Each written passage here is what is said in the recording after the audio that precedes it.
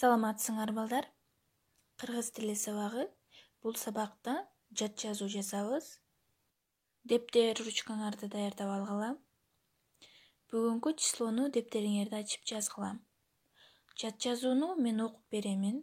Силер кулак түшөп угуп отурасыңар. Андан кийин мен окуганымда силер жаза баштайсыңар. Бака жалбырак. Бака жалбырак деп темасын жазгыла жат жазуунун. Мен текстти бир окуп беремин, силер угуп тургула. Бака жалбырак суулуу, нымдуу жерлерде өсөт. Бул өсүмдүктү демейде элес албайбыз.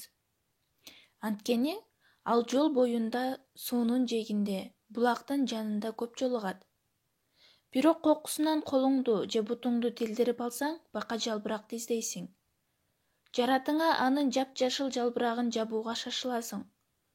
Анткени бака жалбырак уулуу заттарды соруп, ооруну басаңдатат. Мен токтогон жерде үтүр белгисин коесуңар, ал эми көбүрөөк токтоп калган жерлеримде чекит коюп, жаңы сүйлөө менен баштайсыңар. Жаңы ой менен баштайбыз. Бака жалбырак суулуу, нымдуу жерлерде өсөт. Бул өсүмдүктү демейде элес албайбыз. Анткени ал жол боюнда, суунун жээгинде, булактын жанында көп жолугат.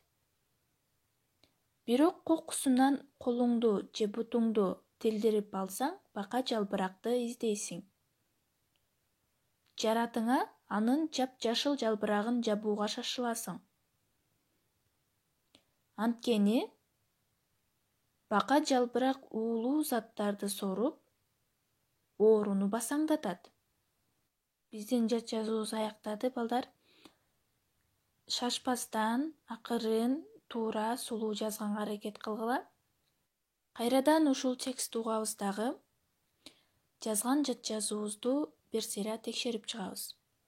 Жазып бүткөн соң, тексттен сынатоочторду таап, аларга суроо коюшуңар керек. Текстте сынатооч сөздөрдү табып, аларга суроо коюп жазасыңар. Үстүнө деле жазып койсоңор болот, кайсы суроого жооп берет ошол сынатооч сөз. Анда эмесе ийгилик балдар.